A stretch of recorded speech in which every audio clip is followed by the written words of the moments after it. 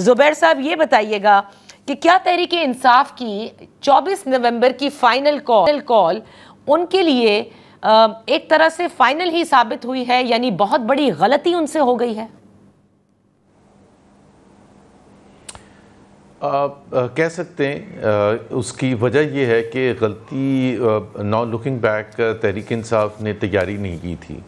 I mean for an outsider हम तो ज़ाहिर है हमें नहीं पता अंदर बैठ के उन्होंने किस किस्म का प्लान या स्ट्रेटजी बनाई थी, बट जो हमें नज़र आया उससे तो ऐसा ही महसूस होता है कि कोई कंक्रीट क्लैरिफाइड कोई प्लान नहीं था और ऑब्जेक्टिव्स डिफाइंड नहीं थे कि एग्जैक्टली हम क्या करने जा रहे हैं। अगर डी चौक पर पहुंच भी जाएंगे, वहाँ बैठ भी जाएंगे, तो व्हाट एग्जैक्टली और उसकी प्रोबेबिलिटी कितनी है, क्योंकि जब भी आप प्लान बनाते हैं तो आप ये देखते हैं ना सक्सेस फैक्टर है क्या।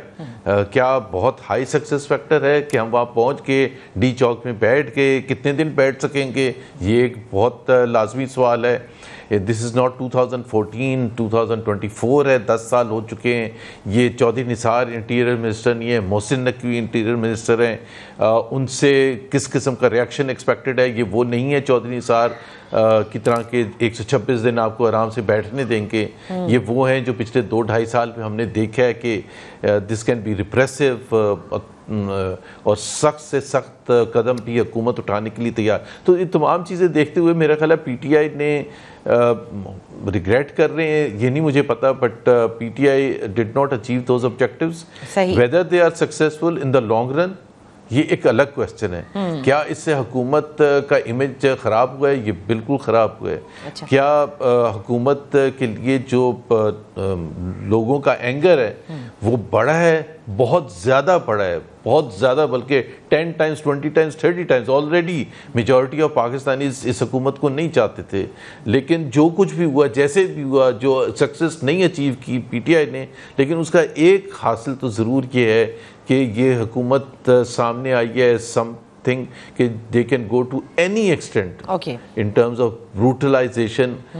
जो निहत्ते वहाँ वर्कर्स थे उनको कैसे डील करना है, उसका मुजाहरा जो हमने देखा, तो वो तमाम चीज़ें जो हैं इट्स अ मिक्स्ड रिएक्शन। अच्छा, इट्स अ मिक्स्ड रिएक्शन, लेकिन हुकूमत के हाथ तो एक बात आ गई ना। आपने देखा कि 9 मई के बाद जिस तरह से हुकूमत ने बहुत कुछ 9 मई को उजागर करने के लिए प्रेस कॉन्फ्रेंसेस की, क्या कुछ नहीं किया।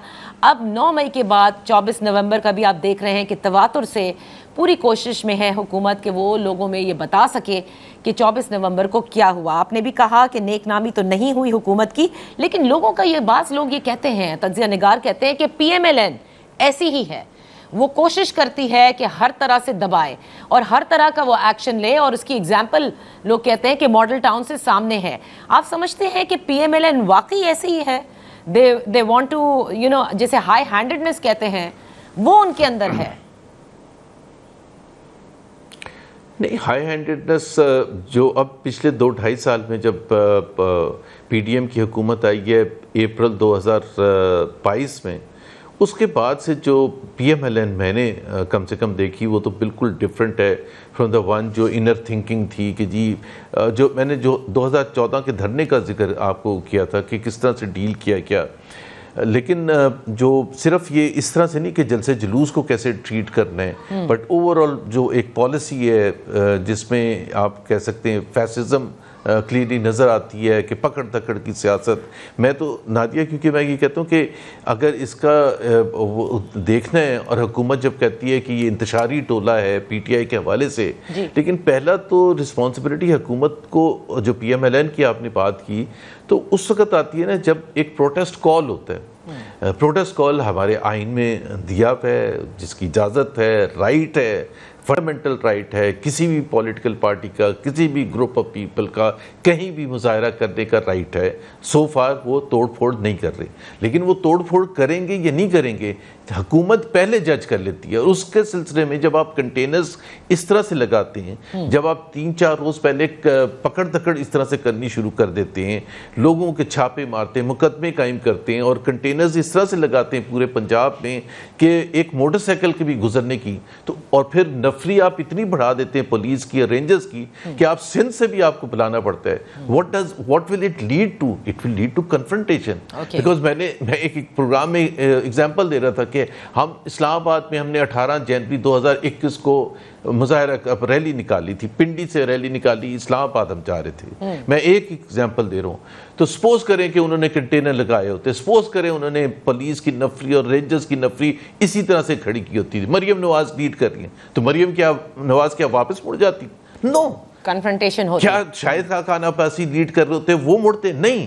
क्या बिलावल भुट्टो को रोका जाता जो उन्होंने लॉन्ग मार्च की थी? ये कह रहे ना कि एक सूबे ने चढ़ाई दूसरे सूबे पर। तो मार्च 2022 में before the vote of no confidence Bilawal Bhutto ने कराची से Islamabad, right into the heart of Islamabad, वहां लीड किया कॉन्स्टिट्यूशन एवेन्यू तक। तो उनको रोका जाता तो वो क्या करते? वो कहते चढ़ाई करें, आगे बढ़े अपने वर्कर्स को कहते, विच मीन्स कन्फ्रंटेशन तो लाजमी चूज है उसका। तो हुकूमत इकदाम ऐसे उठाती तो उससे तो कन्फ्रंटेशन ही होगी ना, मार धाड़ ही होगी, और क्या होगा? ये तो हो ही नहीं सकता कि मार धाड़ ना हो। तो जुबैर साहब, ये जो मैसेज दिया गया है इसको आप कैसे देख रहे हैं? देखिए, बार बार ये कहा जा रहा था कि रियासत जो है वो फिर सख्ती करती है, तो जो जिस तरह का एक्शन हुआ है, और आपने देखा कि कायदीन सब फरार भी हुए वहाँ से, पाकिस्तान तहरीक इंसाफ के बेचारे मुजाहिरीन पीछे हमने भागते देखा उनको, वो एक अलग चले बहस है। लेकिन क्या ये मैसेज अब है कि अगर इमरान खान साहब ने किसी किस्म के कोई मुज़ाकरात करने हैं, कोई बात करनी है, तो दोनों जो फरीक हैं वो 2 कदम पीछे नहीं हटेंगे? अब इमरान खान साहब को पीछे हटना पड़ेगा 2 कदम या 3 या 4 या 10, और फिर हो सकती है कोई बात। ये बात आपकी बिल्कुल सही है कि हुकूमत इस नतीजे पर पहुंच चुकी है कि जी हम बिल्कुल भी स्पेस नहीं देंगे। अगर कोई इरादा था, मुझे नहीं पता इरादा था, बट उसका मुजाहरा तो नहीं था। पहले बात होती थी कि जी बैठें, दोनों एक एक कदम पीछे हटें, बट इस वक्त जो माहौल है, 1 कदम किया, आधा किया, पौना कदम भी पीछे हटने के लिए तैयार नहीं है। और वो समझते हैं कि जी हमें इस किस्म की फतह मिल गई है कि हमने PTI को बिल्कुल उस तरह से बिल्कुल तबाह कर दिया है और तबाही की तरफ लेके जाएंगे। लेकिन आपका जो सवाल था, जो PTI की कोशिश, जो PMLN की कोशिश भी है कि 9 मई के बाद जिस तरह से क्रैकडाउन हुआ, जिस तरह से हमने देखा एक एक दिन में 4-4 प्रेस कॉन्फ्रेंसेस हो रही थी, लीडर्स छोड़ के जा रहे थे, भाग रहे थे, पार्टी छोड़ दी, पॉलिटिक्स छोड़ दी, मुजाहरा ऐसा हमने कभी देखा नहीं पाकिस्तान की तारीख में। तो उसके बाद क्या हुआ? उसके बाद जब 8 फरवरी आया तो बिल्कुल सब सख्ते में रह गए। PTI के अपने लोग भी हैरान हो गए कि ये क्या हुआ कि लोग जिस तादाद में निकले। तो इसका मतलब है कि 9 मई के बाद जिस तरह से प्रोपेगेंडा किया और पार्टी को डिस्क्रेडिट करने की कोशिश की, वो बिल्कुल भी उसका वो ऑब्जेक्टिव्स हुकूमत नहीं अचीव कर सकी थी जो वो करना चाहती थी। अब अगर करेगी ये, तो मेरी असेसमेंट है, PTI क्या है? PTI ऊपर इमरान खान है as the chairman and the party leader, और नीचे हैं वर्कर्स। आप लीडर्स को जितना भी भगा दें, डरा दें, अंदर बंद करते हैं या छुड़वा दें पॉलिटिक्स या party, doesn't make any difference. हमने उसका देखा है मुजाहरा, और अब भी उससे कोई फर्क नहीं पड़ता है। And PTI leadership did disappoint many people including myself because workers बेचारे नेते वो भाग रहे थे और अपनी जान बचाने के लिए भाग रहे थे, and the leadership was not present there। सही है। तो जुबैर साहब, ये जो हुकूमत अब बात कर रही है या इंदिया दे रही है गवर्नर आज का या फिर पाकिस्तान तहरीक इंसाफ पर अगर पाबंदी आयद की जाए, ये इससे क्या तहरीक इंसाफ को कंट्रोल किया जा सकेगा? क्या ये गवर्नमेंट के लिए सूदमंद साबित होगा ऐसा किसी किस्म का भी डिसीजन? बैकफायर करेगा पाकिस्तान के पॉइंट ऑफ व्यू से। PTI के ऊपर क्या असर होता है वो तो दूसरी बात है, बट पाकिस्तान के पॉइंट ऑफ व्यू से कभी भी आप पॉपुलिस्ट, सबसे ज़्यादा पॉपुलर पॉलिटिकल पार्टी के ख़िलाफ़ इस किस्म का इक़दाम लें। देखिए, मैं नादिया एक चीज़, मेरा ख्याल है कोई भी एक चीज़ डिनाई नहीं कर सकता। PTI है क्या, उसकी रिप्रेजेंटेशन है क्या? It is the only federal party in Pakistan today.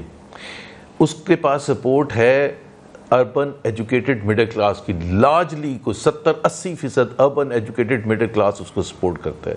उसको जो सबसे लिबरल पाकिस्तान है, सबसे लिबरल पाकिस्तान, वो लार्ज नंबर्स में, ओवरवेलमिंग नंबर्स में सपोर्ट करता है। उसके बिल्कुल ऑपोजिट जो है रिलीजियस एलिमेंट, जो लोअर स्ट्राटा है, जो कि आप कह सकते हैं रिलीजियस फंडामेंटलिस्ट हैं, बहुत से हमारे जो केपी पे जिस तरह से वो ओवरवेलमिंग नंबर्स में पीटीआई को सपोर्ट करते हैं। उनकी पॉपुलैरिटी उतनी है मुहाजिरों में जितनी पंजाबियों में, जितनी पख्तूनों में, जितनी बलोचियों में।